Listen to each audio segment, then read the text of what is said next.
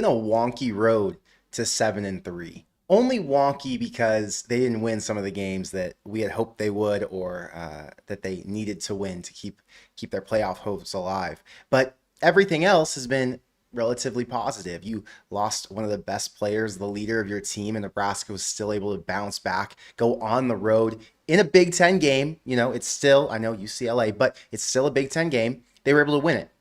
They kept their hopes alive that they're going to be able to meet expectations, lived up to at least what the fans has hoped or had hoped for them, which is, I'd say, 9 wins on the season. That was a reasonable expectation before we got started. And it's still very much alive. Nebraska's obviously going to be an underdog in the next 2 weeks, but I don't think that matters. I think they're fully capable of winning either of those two games, if not both of them. And once we go and look at the bowl game projections and where I think they're going to end up, I think you're going to have a little bit of confidence that they could end up winning that as well. So 9 wins, 10 wins on the season is still very much alive, and it just feels good, you know, going into the bye week, the second bye week of the season, despite all of the adversity and the struggles that this team has gone through, with, you know, the obviously much too high expectations that were put onto them by some of the people in the media before the season started, including myself, although some of mine were a little bit exaggerated since I just wanted to play into what everyone else was saying about this team.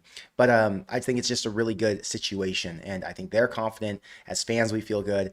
It just couldn't be a better time right now to be a Nebraska fan. So you go back to last year, you look at where Nebraska finished. They were a 6-win team. They got that 7th win in the bowl game, and you didn't really know around this time if they were even going to make it to a bowl, right? It was like, geez, we're getting into November. They really struggled the last 2 years.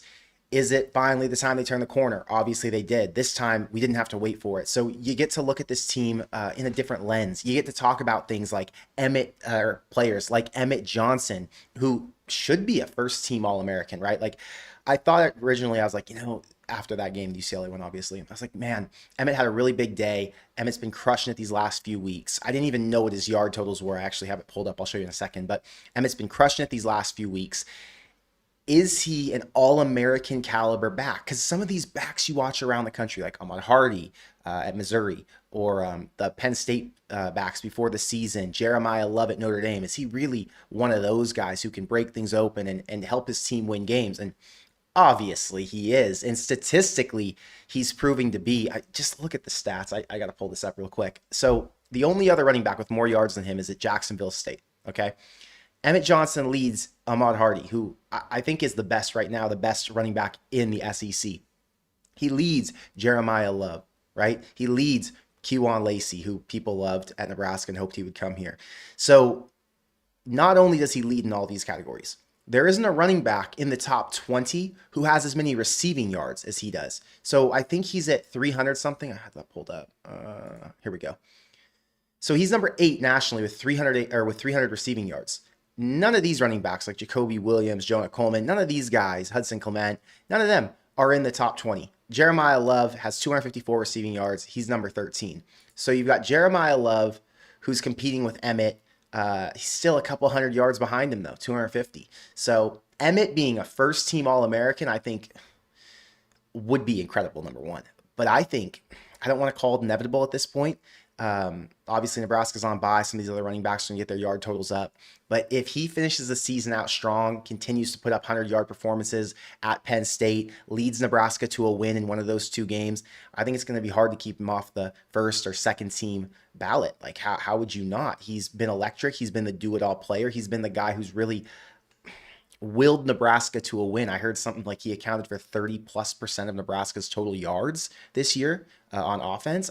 He's a do-it-all back. So shout out to Emmett Johnson. The number one thing I see is people talk about what's going to happen next year. And it's obvious that when you have a season like this, it's going to be really hard as a running back to replicate that, right? Like, in theory, you would say, oh, well, he's going to come back next year. Nebraska's going to have more money for an offensive line. Nebraska's going to be a better team. There's going to be, you know, an improved situation for him. The offense should be better.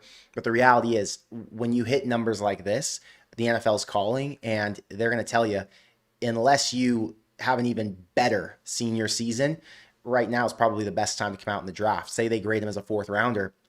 Why would he not leave? I'm pretty sure if you're a 4th rounder, you're making more than whatever you're going to make in NIL in college. So as a running back.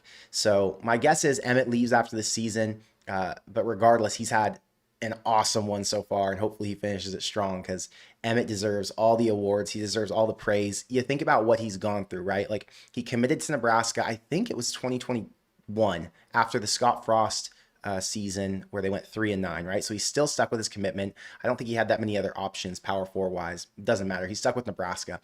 He comes in. There are a lot of questions about what type of back he could be, what type of role he would have. I had those questions. Like, we talk about these Big Ten backs being bigger bodies who can be more durable. And all of us thought, oh, well, he's a smaller dude. There's no way he's going to be that durable in the Big Ten. Then you come into this season, Dowdell's gone. Who's the second back up? And we were all asking that question the entire time. And for good reason. You look back at some Nebraska backs who were a little bit smaller. Divine Ozigbo obviously had no issue, but he's built like a bowling ball. But you look back at like an Anthony Grant in 2021, and as the season went on, he slowed up quite a bit. Emmett has been the opposite. Emmett just gets stronger, which is not normal for running backs as they go on. Look at his last 5 games. This week, 32 touches, 232 yards, 3 TDs. The week before, 31 touches, 180 yards, 2 TDs. They would have won that game with Dylan Raiola, by the way, if he wouldn't have gotten hurt. 29 touches the week before, 139 yards, 19 for 100, 23 for 196. I mean, he's a freaking workhorse. He's a machine, and he's so durable. It's just you wouldn't expect that of a guy who's that much smaller in the Big Ten. So anyway, people ask about Emmett. Those are my thoughts, and I'm just glad that they have him for now, and I'm going to appreciate him the last 3 weeks that Nebraska has him, these last 3 games, Bye week this week, get fully healthy. Hopefully they beat Penn State. Penn State played against Indiana this week. You guys all saw that game since we had the luxury of watching college football all day before the night game in Pasadena. Penn State, in my opinion, was going to be pissed off. I don't know why, but in my head, I thought Penn State had a bye week before Nebraska, but they don't. They play at Michigan State this week. The good news for Nebraska is Penn State, obviously, is taking a road trip. They're going to go take all of their aggression and energy out on Michigan State because they felt like they should have won that game at home against Indiana. Once they do, they're a little bit more depleted. They're a little bit more, back to normal. Right now, I think they're super in their heads and they want to get this win so bad that they're going to go out and put everything on the table on the road at Michigan State. They want to get to a bowl game still. Keep that in mind. I think they're 3-6, right? Something like that. Yeah, 3 or 4 and 6. Let's see. Just so I don't say it wrong. Standings, Big Ten. Penn State is 3-6. They're desperate. They have to win every single game if they want to make a bowl game. They have to beat Michigan State, possible. Win at Rutgers, obviously possible. And then beat Nebraska. Nebraska's going to be playing to keep Penn State out of a bowl game. Think about that. Wow. Anyway, stakes are going to be high in that game. I bet you Penn State's going to be like a 10-point favorite, something like that. And maybe not even that high, maybe like a 7.5-point favorite. Penn State, no matter what, will be a big favorite, though. More than the touchdown, because it's usually based on talent. And Penn State still has the talent despite losing their quarterback. I think their quarterback might have been one of the guys holding him back. Anyway, all of that being said, there's a lot of opportunity. There are a lot of things to look forward to. I'm really excited. Really quick before I get to chat, I want to go back to UCLA. So Nebraska wins that game. TJ Lateef, we'll call it his coming out party. And a lot of Nebraska fans, I guess, have been calling for TJ Lateef to be the starter for these past couple months, these past few weeks. And for good reason. Dylan has really struggled at times as Nebraska's quarterback. Last year, we could justify it. You could say, okay, you've got some offensive coordinator issues. He's a true freshman. He doesn't have the receiving core he needs, the offensive line, blah, blah, right? And when you look back to last year, you feel good about all of those things. You come into this season, and the pressure's on, right? Dana's in his first full year as coordinator, which means his first full offseason to work with Dylan, the receivers, and the rest of the offense. Matt Rule knows who Dylan is, and he can start to try and build the team around him, which they have done. I promise you, Nebraska's offense is built around Dylan's skill set. Then you go out and get these really good receivers. The offensive line has gotten better as the season's gone on. And it feels like Dylan has not progressed as much as he should have, right? It feels like from the offseason that we thought we'd see this jump to this point in the season where you thought you'd see a little bit more improvement. It just wasn't there. We didn't see that that much improvement over the offseason, and you didn't see that much improvement up to this point. I will say the one thing, Dylan has cut back on the turnovers tremendously. Now, there have been some back-breaking turnovers, some terrible situational ones, but he has cut back on the interceptions. So that being said, I think that there was more to be desired from him. Anyway, that led to a lot of people saying we want to see TJ Lateef. We think TJ Lateef can run. We think TJ Lateef is going to be effective enough. If Nebraska just wants to dink and dunk up the field anyway, because that's all they're doing is they're throwing these shallow passes and they're letting receivers make plays in space, give it to TJ. I can get on board with that, right? But they've invested a lot into Dylan. And to say that they're going to replace Dylan at the middle of the season with TJ Lateef, who's a true freshman who doesn't have any experience and obviously who doesn't come in with the arm talent that Dylan has, that's a really big thing to vouch for, to say online. So a lot of people are saying it, whatever. People get extreme online when they have a free platform to talk. Okay. TJ now gets his opportunity. And TJ goes to UCLA, a UCLA team who, as weak as they are, has some really strong elements, right? Like they have a decent defensive backfield. They have a great quarterback. They have a solid running back. They have some good coaches, play callers. So there are elements of UCLA that are good. So although they're not going to make a bowl game this year, most likely, they're still a serviceable team and a serviceable opponent for sure for a team like Nebraska and a quarterback who's making his first start as a true freshman. Okay. He goes in and lights it up. And it wasn't that he lit it up with his arm or he had any crazy passes. He just did what he was supposed to do. He didn't turn the ball over, and he made plays when it mattered, right? Like at the end of the game, I think there was 3 or 4 minutes left.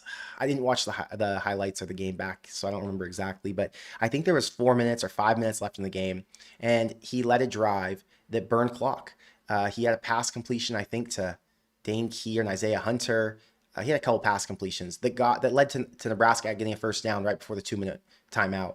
And plays like that are what helps you to win games. Nebraska was, I believe, only up 7 at that point, right? So for TJ to go out and do what he did with as much pressure as he must have felt, obviously from the fan base, from his teammates, from that loss last week to USC where he really did not do anything to help them win that game, right? He essentially is one of the reasons they lost that game. You say the reason that Nebraska lost is Dylan Raiola, well, then that reason you lost is because TJ Lateef. So my point in saying all that is not to bash him or be negative, but to say that he had a lot of pressure on his shoulders and he went out and shined in a really big moment.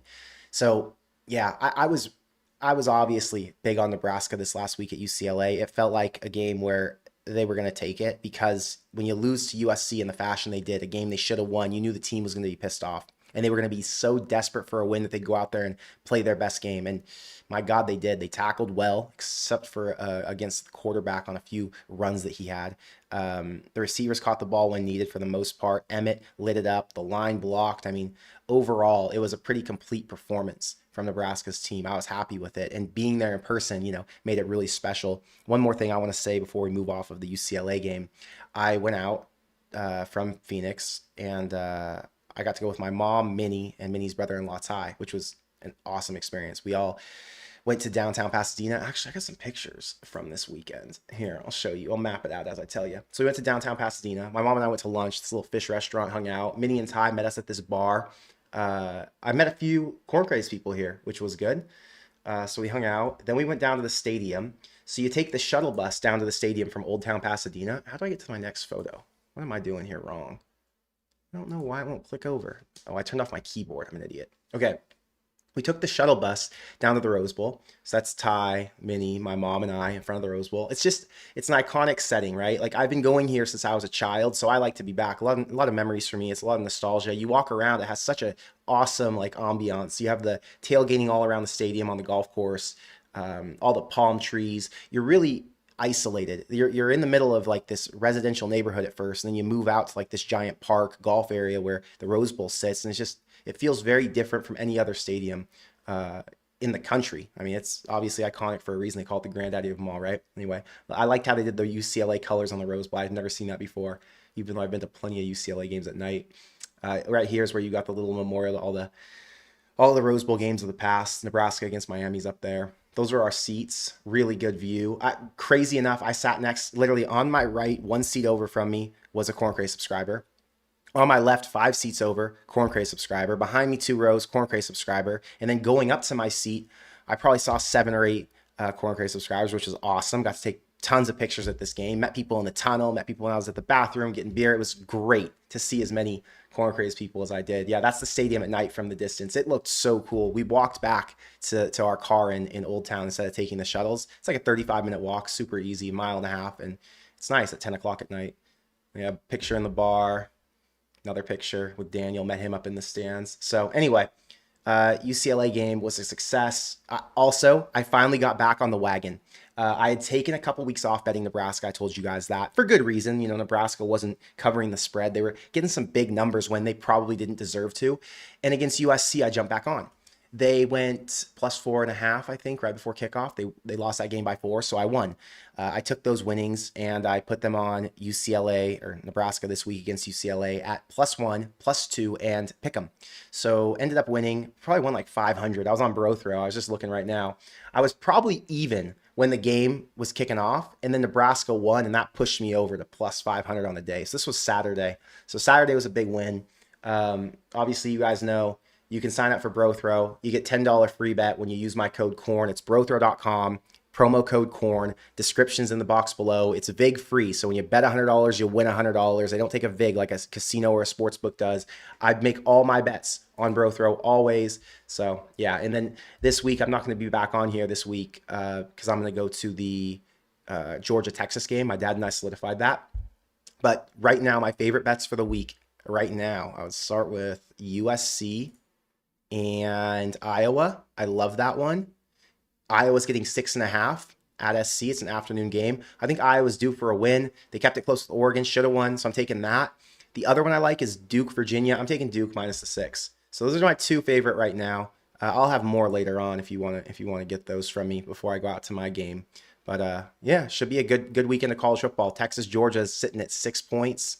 Ohio State, UCLA is at 31.5. Insane. Nebraska obviously not playing, so I have a week off of betting on them, but everything else will be fun. Emmett, thank you for being here. Thank you for being a member. Thank you for the $20 super chat. He says, won't be able to listen tonight. My question is, do you think EJ makes a push for the Heisman this season, or do you think he comes back one more year, gets preseason Heisman votes, and pushes next season? So I don't think EJ can make a push for the Heisman this season. I don't think Nebraska did enough to be in the national spotlight. I think they needed to win one big game. They had to beat either USC or they would have had to beat Michigan. Also losing in dominant fashion to Minnesota did not help his case because he didn't really do much in that game, I don't think. Obviously wasn't scoring touchdowns that week since Nebraska didn't score any. But anyway, you don't win the Heisman unless you have either a stellar performance where you're so far above everybody else, like a Travis Hunter was at Colorado, where you're making game-changing plays, game-winning plays consistently, which Emmett is to some degree, but not as much as Travis did, or unless you're on a team that wins a ton. So he's getting national recognition now, right? But it's going to take winning. Like, you got to beat a Penn State. You got to beat an Iowa. Beat a team who you're not supposed to beat. All the teams Nebraska's beaten so far were teams they're supposed to beat. Like, can you win one that you're not supposed to? Can you win against a team who's traditionally better or who's got a more stacked roster than you do, or you're on the road like you will be in Penn State, you know? It's one of those that's going to really help propel him into the national spotlight. So this year, I don't think the Heisman talk will come.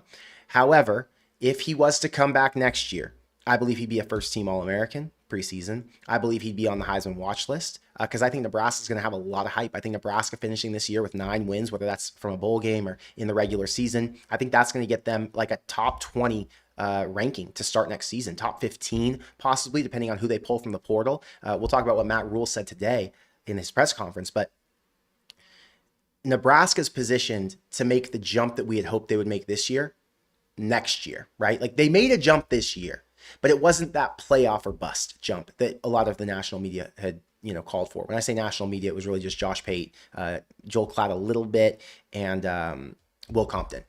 That being said, Nebraska is going to be in a really, really good situation next year. It'll be year 4 for Matt Rule, and the team has got so many guys coming back. I'm really, really excited for next year. But like I said before, Emmett, I just don't know that Emmett comes back. Does it make sense for him to come back if his aspirations are go to the NFL? Probably not. As a running back, you don't want to put all that wear and tear on your legs. He's already carrying it 25 to 30 times a game. That's a lot of touches. So I don't know that he'll come back. I want him to come back. It'd be freaking awesome. I just don't know. You know what I mean? Kate, thank you for the $5 super chat.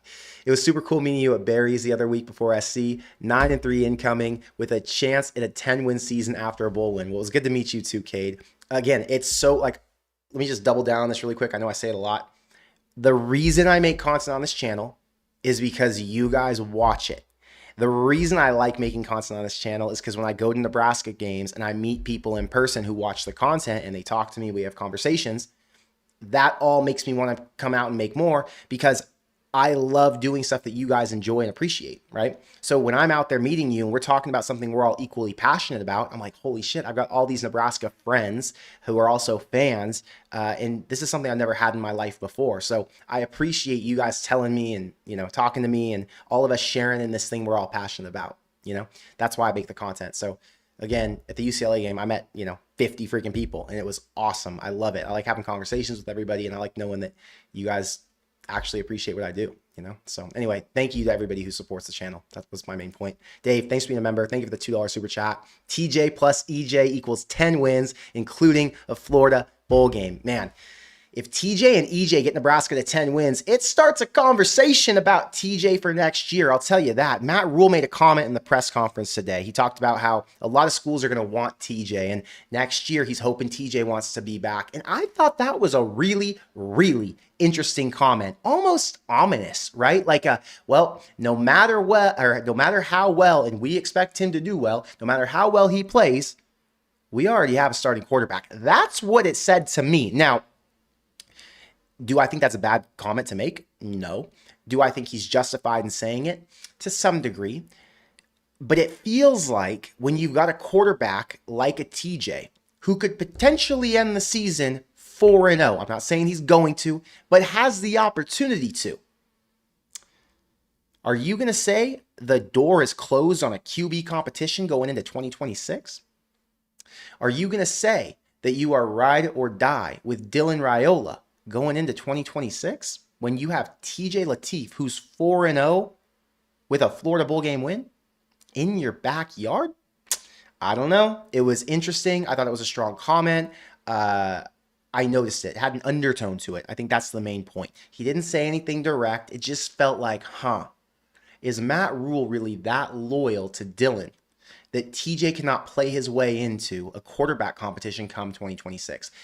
That's all I'm saying. I'm putting it out there. I think that's where Matt Rule stands now. But who knows? I'm excited to see where things go, Dave. Let's see. David, thank you for the $5 super chat. I think Dylan moves on. 3 different high schools in 2 states, 3 different commits. He sees TJ fits better in Dana's system. It'll be interesting. This is Dylan's team in theory. This is a team that like coming at it from Dylan's perspective. Okay. I totally get the whole 3 different high schools, 2 states, 3 commitments, all that. Okay. I get that. And it's like, oh, well, he's never been loyal anywhere he went. Okay. Whatever. Dylan didn't come to Nebraska because Nebraska was the best fit for him. He didn't come to Nebraska because Nebraska gave him the best chance to win the Heisman Trophy or the best chance to win the national championship or even to be the first quarterback taken in the draft. Right?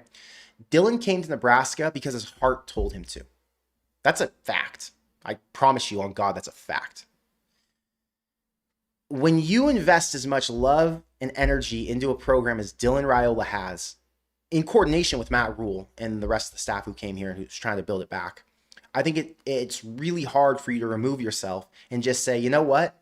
I'm going to leave this place and go to Auburn, Georgia, Alabama, whatever school needs me next year who doesn't have a quarterback.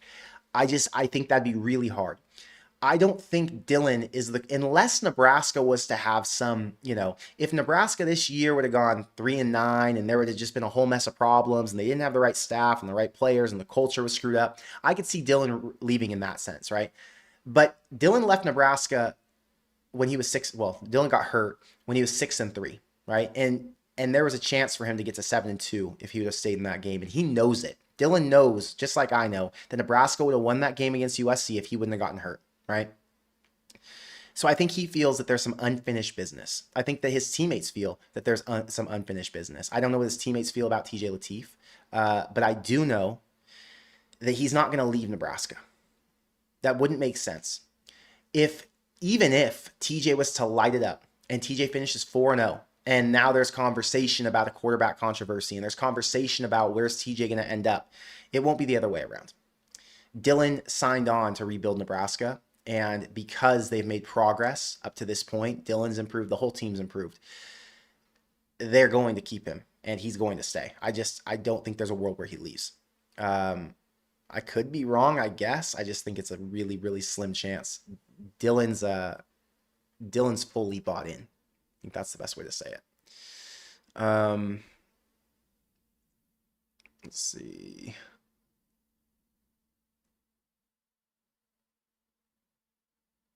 Yeah, you guys have a lot of opinions on TJ and Dylan. Really quick, going back to UCLA because I forgot to talk about this, and now I'm gonna go to the bowl games. So UCLA and the city of Pasadena are going back and forth about whether or not they're going to leave end their contract early, right? Because UCLA is supposed to play in the Rose Bowl until 2043. Right now, there are all these conversations about them moving to SoFi next year. And as you guys know, the Rose Bowl is like 30 minutes away from UCLA's campus. SoFi Stadium is too. It really wouldn't change anything. I guess the difference is SoFi has a nicer stadium. It's closer to the airport. It's more centrally located if you're coming, I guess, from like Orange County and from like Westwood, from where UCLA is. But regardless, they're talking about moving from this historic venue to SoFi Stadium. It's funny when they show the two differences. This is in the middle of Inglewood near the airport. This is in, in the middle of Pasadena on a golf course in the hills. I mean, it's iconic. I personally, just to give you guys my thoughts, they should stay at the Rose Bowl. I think that it's already going to be a mess no matter where UCLA plays their games. They don't have the fan buy-in. And why move to SoFi Stadium where you get a nicer amenity, you get nicer bathrooms, nicer field, all that. You get a dome, but it lacks character. It doesn't feel like college football. It's just not the same. This gives the college football feel. This doesn't. So for the good of college football, I'm rooting for UCLA to stay in Pasadena. But who knows what's going to happen with that. Just an interesting situation going on. Adam, thank you for the $20 super chat. TJ looked better in his first game than Dylan looked in any of his games over the last 2 seasons. I've been a diehard fan since the late 80s. If Rule chooses Dylan over TJ, I won't watch another game until Rule is fired. Interesting take. Adam, I will tell you this. TJ looked good in terms of execution in the offense, right? Like he got it done. He had a good stat line, no turnovers. Okay.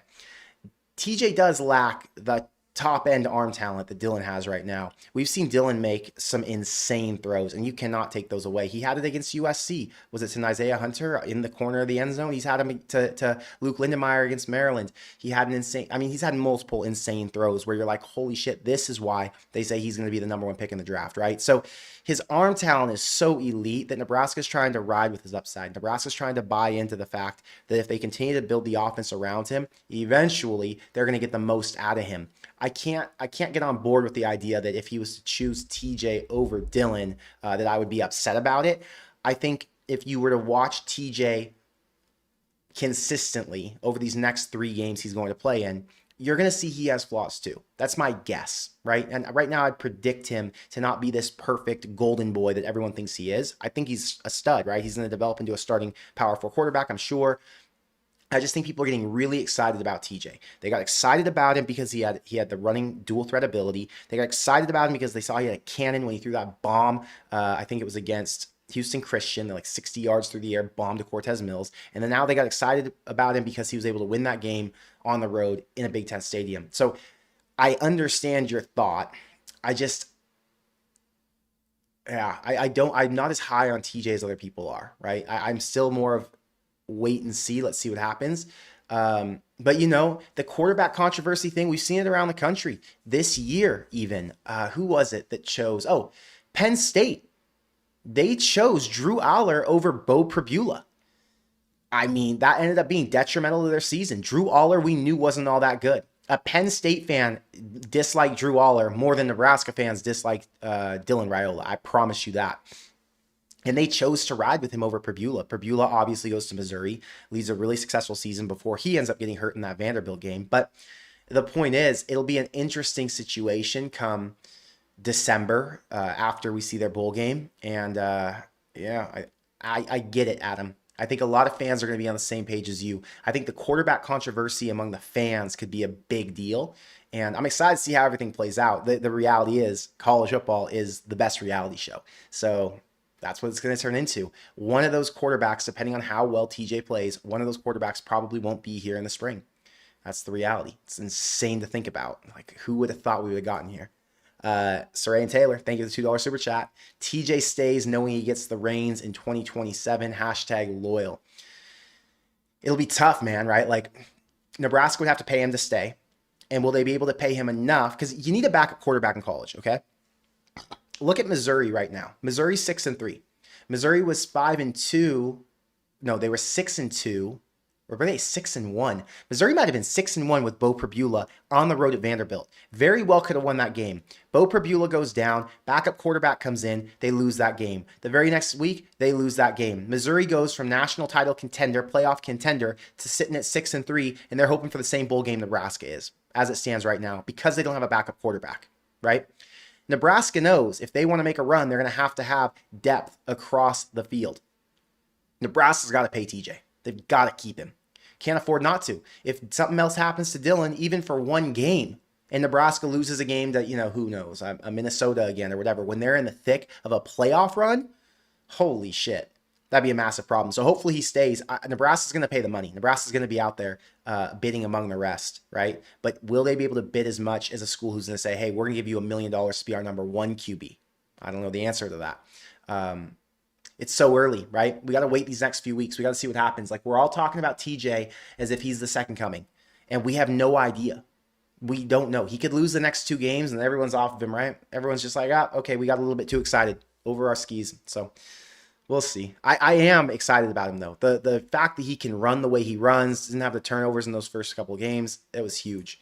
Jim, thank you for the 1234. He says, Rule's reputation for 3-year turnarounds is at 2 lesser conferences. I believe 4 in the Big Ten may be more realistic. Jim, I couldn't have said it better myself. That's so true, right? Like, I don't want to say it was unfair expectations, but it may have been a little bit unrealistic. And even for him, Matt Rule was a little bit more optimistic than I think most people would have been in Nebraska circles who were more pessimists. So I think Matt Rule even thought this is a team who could compete for a playoff.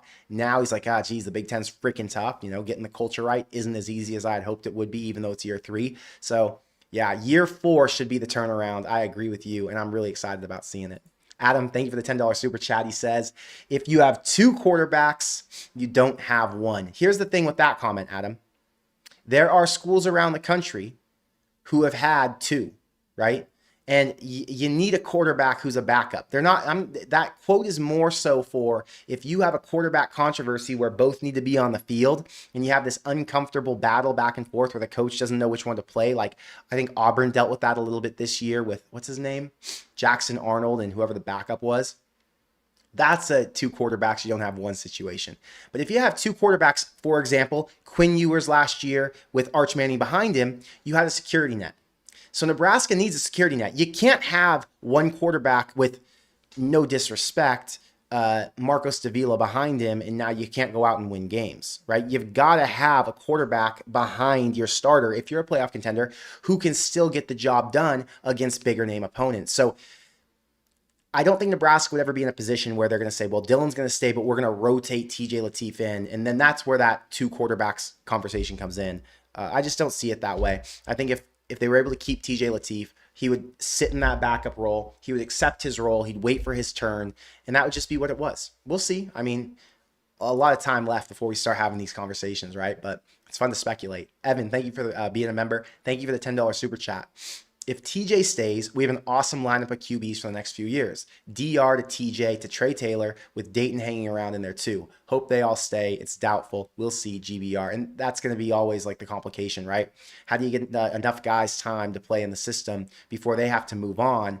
And will the other guys stay? I think Dayton comes in next season. So it's going to be Dylan Jr., TJ sophomore, Dayton freshman. Then what happens with like a Marcos Davila? Does he beat out Dayton, and is he the number 3? Is he the one who ends up transferring? Then you'll have Trey Taylor come in the next season. Well, at that point, TJ would, in theory, be in his last year or second to last year. You'll have Dayton riding behind him. So will all 3 of those guys be on the roster at the exact same time? Maybe for a season, maybe not. It's tough. You don't know in this modern age of college football. Hopefully they all get a shot, and that's all you can ask for, Dave, thank you for being a member. Thank you for the $5 super chat. EJ could make $1 million-ish if he stays next year. Won't get that on a rookie NFL contract, but age, injury risk, and that all might outweigh money. Thoughts? I don't know if he would make $1 million playing at Nebraska next year. I guess they could pay that. Do you pay running backs $1 million? I believe Dylan was Dylan's like $1 million a year kind of quarterback in Nebraska, right? So are you going to give your running back that exact same amount? I don't know. Or do you think you can go and find a running back for 500? There's another running back who's in the portal right now. We'll talk about that in a second, that Nebraska can go and get for a lot less than $1 million. I just don't know that you spend that kind of money on a running back. That's kind of my point. My guess is he leaves regardless of the money. If you want to be a pro, you got to take your shot while you can. Your body's not going to be, positioned that well for that long to be able to be a running back in the NFL. Most running backs last like 3 years. So if it's his time and it's his moment, he's got to take it. That's my opinion. And I think that's what his team will advise him to do. But yeah, you make a strong argument for the money. If you make more money in college than you will in the NFL, like why not stay an extra year in college? It just, I think, comes down to what's his ultimate goal. So we'll see, Dave. I don't even know what the going rate is for running backs like that right now. So I think that makes it a little bit more complicated too. Like we don't know what those numbers are. Goose, thank you for the $5 super chat. I think we need to pump the brakes on TJ a bit. Let's see how he does the rest of the year before crowning him. I'm on the same exact page as you, brother. It's really easy to get excited about a guy after one game, after a few highlights, and you can get over your skis. Portal of Wisdom, thank you for the $5 super chat. Raiola could get injured again next year. He's not mobile enough, sacked a lot, and TJ could be needed for a big part of the season again. He should stay. I agree with you, and I think TJ might look at it that way. The amount of money TJ will get might be a few $100,000 more to leave Nebraska. Maybe even more than that. Maybe $500,000 more to go to like a Houston or a Tulane or like a BYU. Those aren't schools who would need a quarterback next year, but those caliber schools, Big 12 or high-ranking G4s. Would it make sense for him to go to one of those schools for a few $100,000 more, or would it make sense to stay at Nebraska where he could be part of a really good program, get developed, possibly play again because we know Dylan's an injury risk? I think it probably makes sense to stay. So I'm still optimistic that he stays. I'm not even thinking that he leaves yet, but who knows? Okay, someone in the chat said, what's this say? Turd says, Connor, which game do you believe is more winnable between playing Iowa and Penn State? I think because it's at home, I would say Iowa. Iowa's the better team of the two right now. Penn State's got a lot more talent, though. It's going to be in Happy Valley. I would say Iowa's the one that I'd be more excited about, like more optimistic about. Don't get me started says, if Dylan were to leave, does his uncle get the boot? No idea on that. Couldn't even tell you. Jose says, Connor, where should Nebraska spend on defense? DL, D-end, or linebacker? Defensive line. They got to get defensive linemen next year. Interior. They've got great defensive ends. I mean, you've got Williams Nwaneri. You have, what's his name? Cam Lenhart. You'll have, who else is back next year? I can't even think of everybody. It doesn't matter. I'm thinking of linebackers and crossing them over. I'd have to see who's designated as a linebacker, a jack, and a D-end. But my point is, I think they have D-ends. It's interior D-line. Linebackers are going to be good to go. Splurge says, how do you think Nebraska matches up against Penn State? I'll talk about that more once we get closer to the game. I haven't done enough research just to talk about it. I don't want to just say random things. I think Nebraska matches up okay with them. I'll say that. Let's talk about bowl game scenarios, okay? So here's where Nebraska's at. They're either going to finish the season 7-5, 8-4, or 9-3. We can all agree, yes? Okay.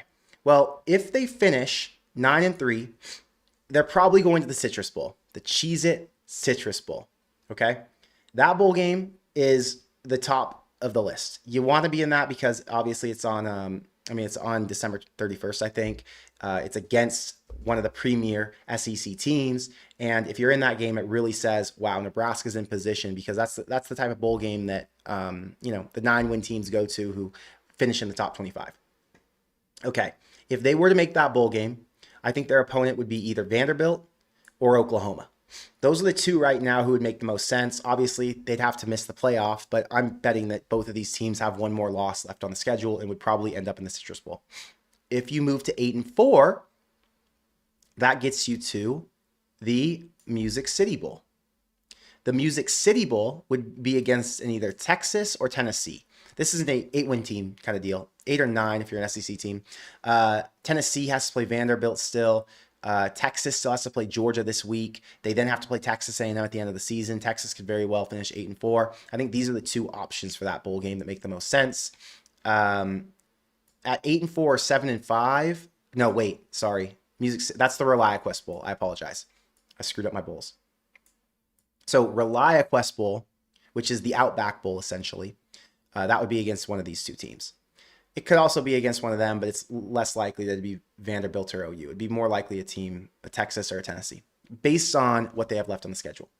Next, you've got the Music City Bowl. Music City Bowl would be against like a Missouri or even an LSU. LSU's at 5 wins right now. They've got a free win left on the schedule, I believe, like a weak team. We'll look in a minute. But anyway, LSU looks like a Music City Bowl competitor at 7-5. Missouri for sure does. They're 6-3 right now. They have at least one more win on the schedule. Okay, if Nebraska's 8-4 and 7-5, another option would be the Las Vegas Bowl. Las Vegas Bowl's against a former Pac-12 team, current Big 12. That would be an Arizona, a Utah, or an Arizona State. Arizona is 5-3, I believe 5-4. ASU is 6-3. Utah 7-2, but Utah has at least one more loss on the schedule. So one of these teams most likely is going to meet in the Las Vegas Bowl against a Big 10 team. Last at 7-5 would be the Rate Bowl. It would be against a Big 12 team. The Big 12 teams right now that would fall into that category are an Iowa State or a TCU. So realistically, I mean, I'd put it right now, I'd bet 99% chance Nebraska plays in one of those bowl games against one of those teams I have listed. So pick your poison. It could be any of them. Matchup-wise, I would love to see Nebraska in the Cheez-It Bowl against like an Oklahoma, Tennessee, Texas, Vandy, if those were the top teams coming out of the SEC that didn't make the playoff, right? You could also see like the ReliaQuest Bowl with a Tennessee or a Texas. Even if those two teams drop 2 of their last 4 games, it'd still be an awesome matchup. I think Nebraska, is probably on similar talent with Tennessee. Expectations were different for both teams this year, so it'd be fun to watch that. Music City Bowl, you have a little bit lower tier SEC teams. Missouri working with their backup quarterback, LSU working with an interim coach, and probably wouldn't have as many players. A lot of guys would opt out for LSU who would go to the NFL or who would be entering the transfer portal is my guess. They aren't going to want to play in the Music City Bowl, but be interesting. Vegas Bowl is my pick. I'm going to be in Vegas already. It's on the 31st. My dad and I are going to that game no matter what. We talked about it because I'll be in Vegas for New Year's with him at his house there. So that'd be fun. The matchup would just be a little bit less exciting, right? Like an Arizona State, or a Utah. Utah would be an amazing matchup. They're really good this year. They're one of the best teams in the Big 12. Their schedule is just, brutal. So they lost a couple. Arizona State would be a really fun matchup for Nebraska, obviously coming off of their playoff run last year. Didn't meet expectations this season. Have dealt with some injury issues with their starting quarterback. Imagine Jeff Sims meeting up with Nebraska in that bowl game. Be pretty sick. Arizona, decent. So even the Rate Bowl, I think the Rate Bowl is the least likely. Nebraska probably played their way out of the Rate Bowl with a win last week. So I don't think they're going to end up in the Rate Bowl. That one's in Phoenix at the baseball stadium. But it's still possible. If they were to lose these last 2 games, there's a chance they go to that. But yeah, this is the most realistic situation. So I would love to watch any of these matchups, as I'm sure a lot of you guys would too. Let me see what you guys are saying about this. Rod's, thank you for the $10 super chat. Thank you for being a member. He says Nebraska versus Utah in Vegas. Book it. Could you imagine that matchup? Where was it? Let me see here. Standings, NCAF, Big 12. Okay. ASU is currently 6-3. Just to give you guys an idea of my logic here, we'll go ASU, we'll go Iowa State, we'll go TCU, Arizona, and Utah. Okay. So ASU is currently 6-3. They have a chance to get to 9-3. So, which they'll probably get to 8-3 at the very least, right? Or 8-4, sorry. So that's why I think they're an option. Not as likely because they could run the table. They've got Arizona at home at the end of the year, and these 2 games are winnable. Okay. You go to Iowa State for the Rate Bowl. They've got to play Kansas and Oklahoma State, which means they're going to split those most likely. They'll probably end up 7-5. So they would be a candidate for that Rate Bowl. TCU is currently 6-3, but they've got to play at BYU, at Houston, and home against Cincinnati. They very well could finish 6-6, 7-4. So I think they're another candidate for that Rate Bowl. Arizona plays Cincinnati, where I think they'll lose. They play Baylor. I think that's probably their most likely to win because they're at home, and then at Arizona State. So most likely like a 7-5 again. And then Utah, who's currently 7-2. They've got to play Kansas State, Kansas, and Baylor. Honestly, they could lose 2 of those, 1 or 2. That'll put them at either 8-4 or 9-3. We'll see. But it'd be awesome to see Utah. I'm telling you, Utah's a really good football team this year. And yeah, I'd like to see something different. Nebraska, Utah would be fun matchup. Let's see. Christopher says, I don't get it. Why do you have to be a DR fan or a TJ fan? Can't you be a fan of both? Yes, Christopher, you could be a fan of both. Common sense. Thank you. 100%. Lawrence says, do you plan to go to the bowl game or will you watch from home? So here's the way I'm thinking about the bowl games. So go back to my tier list, right? Cheez-It Citrus Bowl. This is in Orlando, I believe. I'm not going to Orlando. Been to Orlando 500 times in my life. I have no reason to go to Orlando for this game. I'd rather watch it on TV. This game, the ReliaQuest is in Tampa. I'm not going to Tampa. Music City Bowl. I have a friend who just moved to Nashville. She keeps telling me to come. I've just been busy. Let's see. Music City Bowl. What's the date on that? Problem is the timing. I've got Christmas at my mom's in Orange County. Then I go to my dad's right after in Vegas. It's December 30th. Yeah, I'm not going to Nashville either on December 30th. I'm already going to be in Vegas. So no, it doesn't make sense for me to do that. Whoops. Las Vegas Bowl, 100%. I'm already going to this game. The tickets I already bought. You can't buy the Las Vegas Bowl tickets yet. They don't go on sale on their site yet until December 7th. So I didn't get these, but I will be at that game no matter who plays in it. And I also bought my tickets already for the Fiesta Bowl in Arizona. So I'll be at the Fiesta Bowl no matter who plays in it. Okay. The Rate Bowl, if Nebraska played like an Iowa State or a TCU, it'd be hard for me to skip that game. It's on the 26th, the day after Christmas. I would probably leave my mom's because it's a 40-minute flight, come back to Phoenix, go to the Rate Bowl, and then fly out of Phoenix to go to my dad's in Vegas the next day. That's probably what I would do in that scenario. So Rate Bowl I would be at, Las Vegas Bowl I would be at, but the East Coast, the Florida Bowl games, that's not on my radar. It's too much of a headache to go. I would be going alone, well, with Nebraska friends that I know through this channel, but just not my deal. I'm not a big Florida guy as it is. I go to Florida enough. The other Dave has a take. He says Orlando would be amazing. Disney World, Epcot, and the Animal Kingdom for the kids. Resort spa for the wife. Sunshine and a victory over an SEC squad to get us to 10 and confirm the year 3 rule jump. Well, Dave, that's what I'm hoping for. If I'm not going to the game, I hope the game's in Orlando. I hope you can take your whole family, go to Disney World, do the whole deal. Nebraska get to 10 wins over an OU or a Vandy, a Tennessee, somebody like that. Freaking amazing. Give it to me. I'll root for it for you. But if it doesn't end up being that situation where Nebraska doesn't win enough games to get there, I will be just fine settling for a Vegas situation. I will be just fine with that. I'll tell you. Oof, that'd be fun. Noah says, I'd love a Las Vegas Bowl atmosphere with all those Nebraska fans, especially against a West Coast school. Yeah, it'd be a great time in Vegas.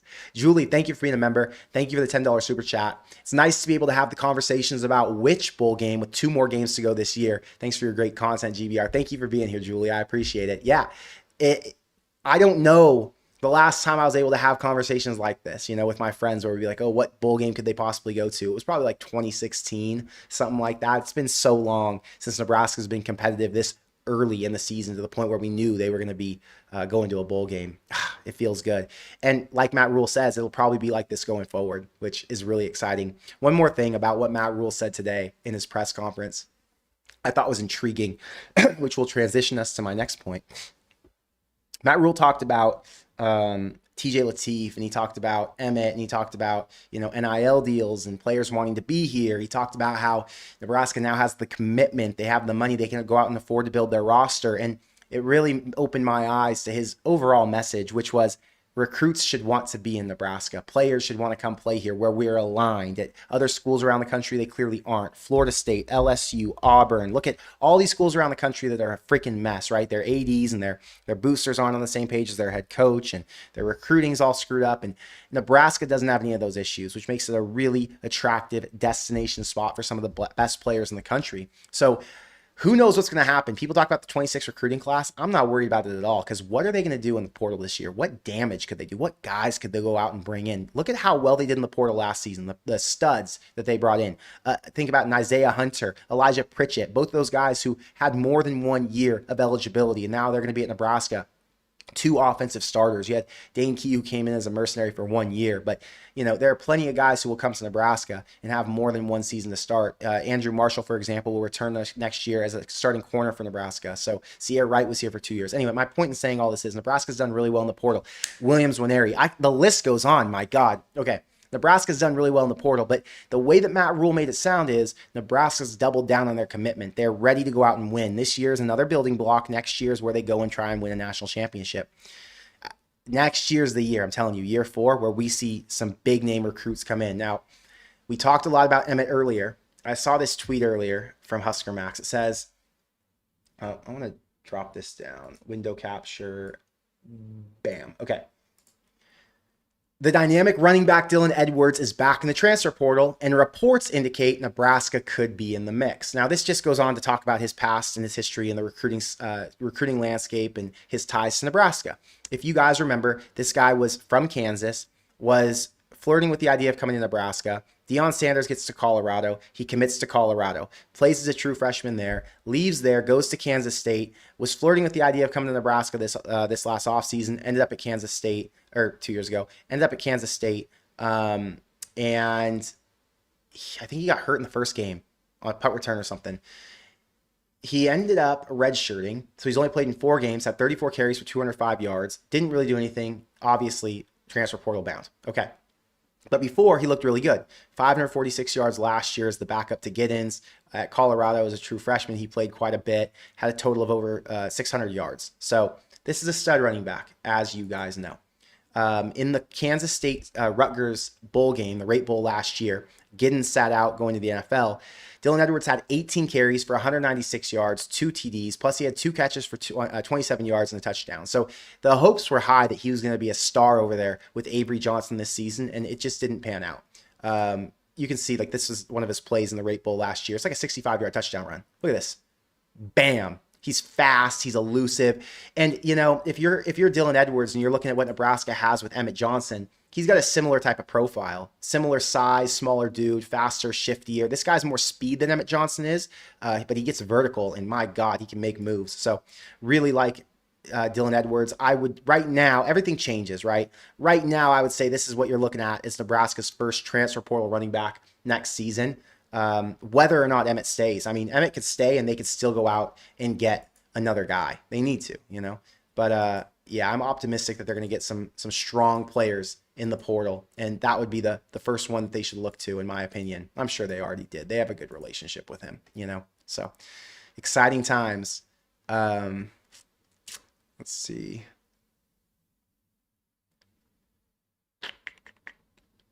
Some of your guys' bowl thoughts.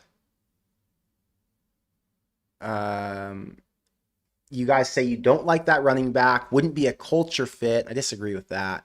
There are a lot of players at Nebraska who probably had similar mentalities or mindsets, right? And then they come to Nebraska and they get a shift mentally. When you're around the right guys, you're built into a better player, better mentally and all that. So I wouldn't worry about him not coming originally and wanting to go to other schools. Nebraska's going to have plenty of players on their rosters who come in that Nebraska fans hoped they would get before that they didn't. Just is what it is. Looking ahead to some of the games this week, Minnesota, Oregon on a Friday night. Big line. Minnesota's 6-3 this year, by the way. How crazy is that? They're 24.5-point dogs. That's a big game. Oregon could still get knocked out of the playoff. Don't forget that. Oregon right now is a lock for the playoff in theory, right? But they got to play at Washington, who just got beat down by freaking Wisconsin. They got to play USC, who's looking like one of the best teams in the Big Ten now, and they got to play Minnesota. So lose 2 of these 3, and they're out of the playoff. Crazy to think. So Oregon's going to be an interesting one to watch. I'll be watching that game for sure, at least until they beat down Minnesota. Northwestern plays Michigan at home. Don't really care about that. Michigan, another team quietly in the playoff hunt. They're probably going to beat Northwestern, probably beat Maryland. And if they beat Ohio State, which they have the past few seasons, Michigan will be in the playoff. Keep that in mind. Michigan is still a playoff team if they can beat Ohio State. Wow. Penn State plays Michigan State. They're only a 7.5-point favorite. Wild. I love Penn State in that game. I think they're going to kick their ass. Penn State is hungry for blood after losing the way they did last week. Maryland plays at Illinois. Another team Illinois, who's going to be trying to get that ReliaQuest Bowl or that Cheez-It Bowl spot with Nebraska. You look at their schedule, they've got Maryland, Wisconsin, and Northwestern. They're going to be favorites in every single one of those games. If they can win out, they're going to be 9-3. So it's either Nebraska, Illinois, somebody like that or a Michigan who's going to end up in that Cheez-It Bowl spot. And then UCLA is at Ohio State. This slate didn't look that good this week when I looked at it. It was like kind of mid. South Carolina, A&M. Notre Dame's at Pittsburgh in the morning. That'll be exciting. OU's at Alabama in the afternoon. That'll be good. And then the night games, obviously Iowa at USC. I'm pumped for that one. I really want to see Iowa take down SC. It'd just be fun, you know. Keep Iowa as highly ranked as possible so that Nebraska can knock them off when they come to Lincoln at the end of the season. I'm taking Iowa +6.5 again. I took Iowa +6.5 last week. I took a money line. I took them on the under. I hit the under. I hit the +6.5. Obviously lost $50 on the money line that would have paid 125, but it's all good. It is interesting though, like how the Big Ten shakes out. This week I leave on Thursday, I believe. Yeah. So I leave my game plan for the week to give you guys an idea. I leave Thursday morning for Atlanta. My dad and I are going to stay one night in Atlanta, hang out. Then we're going to go to Athens the next morning, Friday. We're going to check out the whole campus, see the whole deal. I've never been to Georgia before. So we'll get our Georgia gear, then go to the game on Saturday. That game doesn't start until 7:30 local time, p.m. Crazy. So it won't even get done until like 11. Get back to the hotel. Next morning, drive from Athens to Atlanta, go into the Falcons-Panthers game at 1 p.m. Then we have dinner after that, and then head to the airport hotel, fly out the next morning. So should be a pretty fun weekend for me, going back-to-back games. 2 stadiums I've never been to. I've been to the Atlanta Hawks Stadium like 100 times, but I have never been inside Mercedes-Benz for a Falcons game. So I'm excited to see that. Let's see. The other Dave says Penn State might pack it in after that Indiana loss. One can hope as an NU fan. Transfer portal entries, opt-outs when no game is possible. The thing is, the bowl game is still possible, right? So if they win this week against Michigan State, which they should, I think they're going to fight till the end. I don't think they have that quit in them, you know? Maybe they do. Maybe you're right. I have more respect for Penn State than that. You know, I think that those guys are going to try and tough it out. They might not play in their bowl game, but I think they're going to tough the season out. Saray says, Saray Taylor, how many millions would you invest into our trenches? That is needed for us to succeed next year. Well, I think it's going to cost, $3 million. $1 million for a tackle, $1 million maybe for a guard, $1 million for a defensive tackle. They need to spend a few $1 million. That's just the reality. And I don't know. Do they have that money to spend on them? I mean, is it even the issue? Is the issue they got to go and compete against the Oregons and the Texases of the world to grab them? I don't know.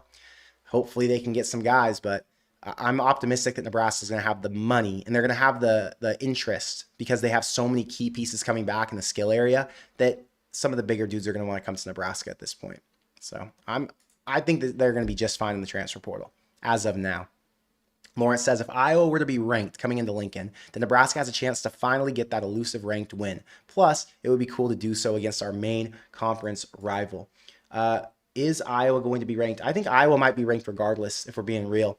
Iowa could lose to USC this week, and they'll probably drop down to, number 25 or just outside the top 25, beat Michigan State at home, and they'll be 8-4, and they'll probably be a ranked team coming into Nebraska. On that same note, if Nebraska's 7-3 with a win over Penn State, they'll be 8-4. Nebraska and Iowa are both going to have arguments to be ranked, which will be interesting. I don't know. I think Iowa's more likely to be ranked than Nebraska at that point, obviously, but it'll be interesting. At 8-4, while it's better than what we've done in the past, are you content knowing what Rule has done for year 3 at other programs? I know I shouldn't sound greedy, but it's something to ponder. I really can't compare this season, in the Big Ten to the Big 12 or to the American Conference or whatever Temple was in. I think it's really hard it's not apples to apples, right? So I'm not judging him for it. I think it's frustrating that Nebraska wasn't able to improve as much on offense as we thought they were, but I think they've made strides. I think if we see TJ continue to lead them and they do look good, I'm not going to blame the offense as much as I'll blame maybe a Dylan. Maybe he needs some coaching and to switch up his play style. I don't know, but yeah, I'm going to say I'm going to be content. I think Nebraska, for me to be content, needs to get to 8 wins. So you need to either beat Iowa or you need to beat Penn State. Bottom line, win one of those games with a chance to win 9 in the bowl, and I'm absolutely content with where Nebraska's at. Iowa would need to be USC to be ranked against us because they're not ranked right now, are they? Yeah, Iowa's still ranked for sure. Jose says, Connor, what do you think about the beer sales and additional revenue for athletics? Anything to make more money is a positive. I mean, I think Nebraska needs as much money as they can get. Max it out, you know? People are going to spend money on beer somewhere. Spend it at the stadium. Anytime you can bring more money in, that is a freaking positive. But guys, I've been on here for an hour. I've enjoyed my time. I love hanging out with you. As you know, I loved hanging out with you at the stadium. I love celebrating with you at the stadium. I'm really excited that we've still got 2 games left on this schedule. I'll be back next week making more content talking about Penn State. But until then, thank you for being here, and I will see you in the next one. Go Big Red.